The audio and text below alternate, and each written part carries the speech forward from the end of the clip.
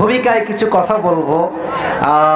অনেকের গায়ে আঘাত লাগতে পারে, আগেই মাফ চাচ্ছি, গায়ে আঘাত লাগতে পারে।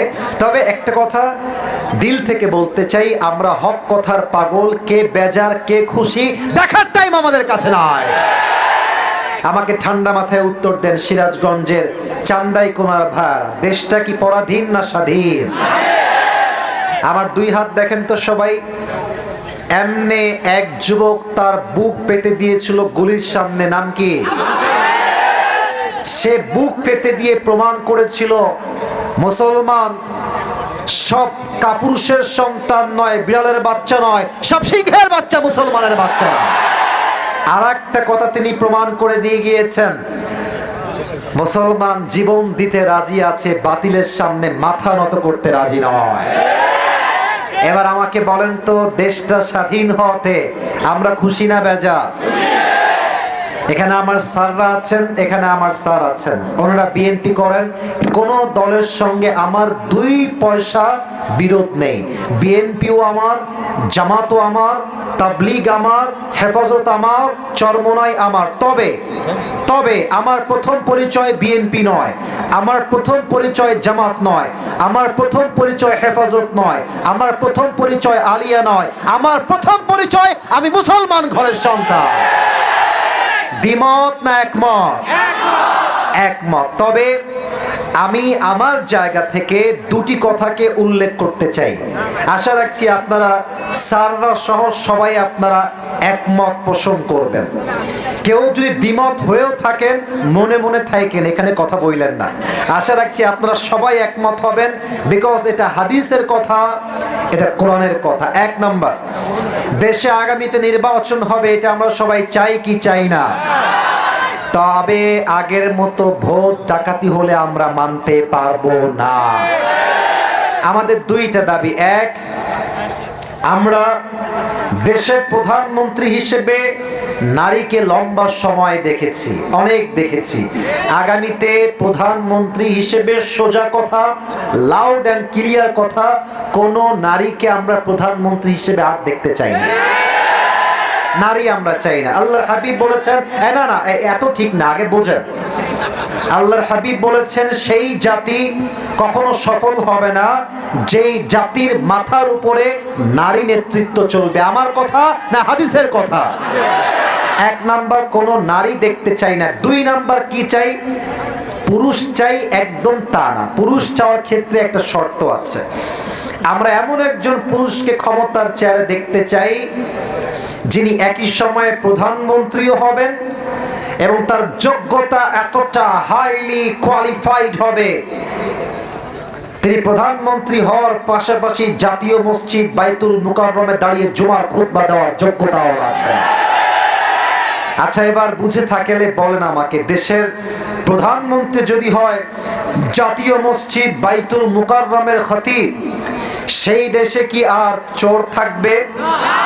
না, এটা তো আস্তে হয়ে গেল। চোর থাকবে, ডাকাত থাকবে, সুদ থাকবে, ঘুষ থাকবে। আমরা চাই বিএনপিও চেয়ার পাক, ক্ষমতার কিছু অংশ তারাও চাক, তারাও পাক। আমরা চাই জামাত পাক, আমরা চাই হেফাজত পাক। বা যারাই পাক, শর্ত একটা, আল্লাহর জমিনে আল্লাহর কোরআন দিয়ে রাজ কায়েম করতে হবে। যুবক ভাই, এবার আমাকে উত্তর দেন, কোরআন দিয়ে সংবিধান হোক, এটা আমরা সবাই চাই কি চাই না? না, এটা চাওয়ার আওয়াজ হয়নি। চাই কি চাই না? ছোট্ট একটা কথা বলবো, that is my last word in this chapter. এটাই আমার ভূমিকার শেষ কথা। ভাই তুমি এদিকে আসো তো, আসো। না, তোমাকে বকা দিব না, আসো আসো। তোমার নাম কি ভাই? আবুল বাশার। আবুল বাশার। ওকে দেখা যায়? আর কথা কম দেখা যায়? আমি একটা কথা বলবো, এটা আমার ভূমিকার শেষ কথা। কোরআনের রাজ কেন লাগবে, আইন কায়েম কোরআন দিয়ে কেন করতে হবে, এটার জন্য তাকে দাঁড় করিয়েছে। আবুল বাশার, সে একজন মাহফিলের নিজেই একজন সদস্য। তো আমি কথা বলতে বলতে রেগে গেলাম, আবুল বাশারের গোষ্ঠী কেলায় আজকে মেরেই ফেলবো।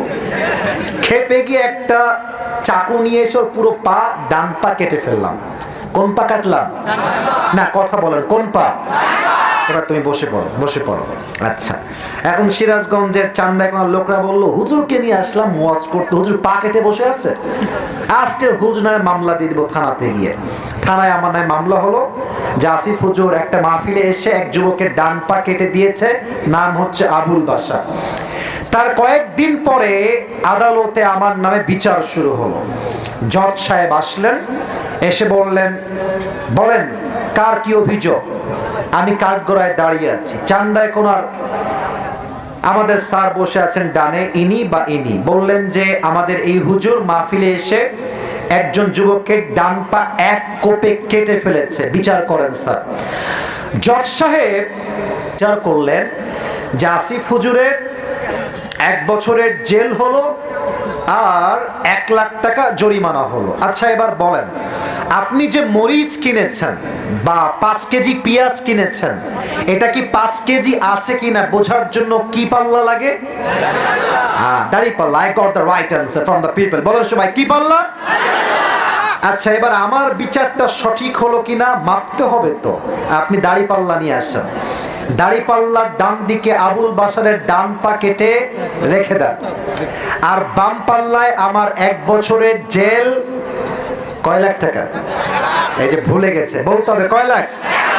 তাহলে 1 বছরের জেল আর 1 লাখ টাকা বাম পাল্লায় দেন। সিরাজগঞ্জের ভাড়া বুঝে থাকলে উত্তর দেন, আনসার মি লাউডলি, বুঝে উত্তর দেন। এক পাশে ডান পা কাটা, আর এক পাশে 1 বছরের জেল আর 1 লাখ টাকা জরিমানা। আপনি যতই টানেন ধরে দাঁড়িপাল্লা সমান সমান হবে? আচ্ছা আপনি এটাকে আরো বাড়ায় দেন, 1 লাখ নয় 5 লাখ করেন, 5 বছরের জেল দেন, তাও সমান সমান? কথা কোন ইয়েস নাকি নো? সমান সমান হবে না। সমান সমান করতে হলে কি হবে? কোরআন লাগবে। কেমনে? কোরআন বলছে কেউ তোমার চোখ তুললে তার চোখ তুমি তুলে ফেলো, কেউ তোমার হাত কাটলে তুমি তার হাত কেটে ফেলো। এর মানে কি? বিধান হচ্ছে চোখের বদলে চোখ, নাকের বদলে নাক, কানের বদলে কান, হাতের বদলে হাত, পায়ের বদলে পা, জানের বদলে জান। সিরাজগঞ্জের ভাড়া। এবার আপনি কোরআন দিয়ে বিচার করেন। আমি আবুল বাশারের ডান পা কেটে ফেলেছি, আপনিও আমার ডান পা কেটে ফেলেন। আবুল বাশারের ডান পা কেটে আপনি দাড়িপাল্লার ডান দিকে দেন, আর আমার ডান পা কেটে আপনি দাড়িপাল্লার বাম দিকে দেন, দেখবেন দুইটা সমান সমান হয়ে গেছে। ওমান হাকামা বিহি আদালা। এই কোরআন দিয়ে যে আইন কায়েম করবে সেই আল্লাহর জমিনে ইনসাফ ভিত্তিক রাষ্ট্র কায়েম করতে পারবে, ঠিক কিনা বলে?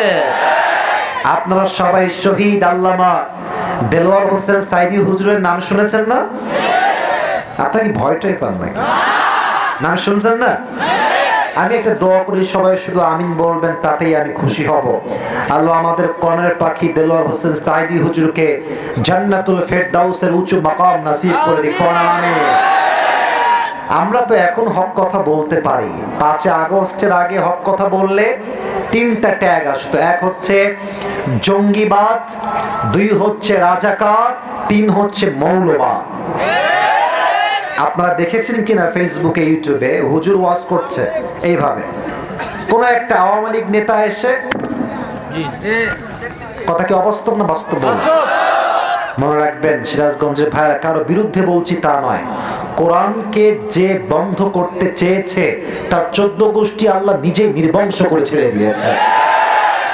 খুব খেয়াল করেন, সাইদি সাহেব বলতেন যে আমাদেরকে মৌলবাদ বললে আমরা মোটেও রাগ করি না। কারণ কি জানো? মৌল এটা আসছে মূল থেকে। মূল মানে কি? মূল মানে আল্লাহ, মূল মানে হচ্ছে তার নবী, মূল মানে কোরআন, মূল মানে হচ্ছে হাদিস। উনি বলতেন যারা আমাদেরকে মৌলবাদী বলে গালি দাও তারা হচ্ছে সব আগাবাদী। এবার বলেন, গাছের আগায় শক্তি বেশি না গোড়ায় শক্তি বেশি? উনি বলতেন তোমরা থাকো গাছের আগায়, বাড়াবাড়ি বেশি কইরো না। 18 কোটি মানুষ মিলে গাছের করে একটা ঝাঁকুনি দিবে, মামুর বাড়ি দিল্লি গিয়ে তোমরা পড়বা, দিল্লি গিয়েই তারা পড়েছে। ওনার প্রত্যেকটা কথা আজকে এই বাংলার মাটিতে বাস্তবে রূপ ধারণ করেছে যুবক ভাড়া, ঠিক কিনা বলে? অতএব আগামীতে কোরআনের শাসন কায়েম হোক, এটা আমরা সবাই মিলে চাই কি চাই না? আল্লাহ সেই তৌফিক দান করুন। পড়েন সবাই আমিন।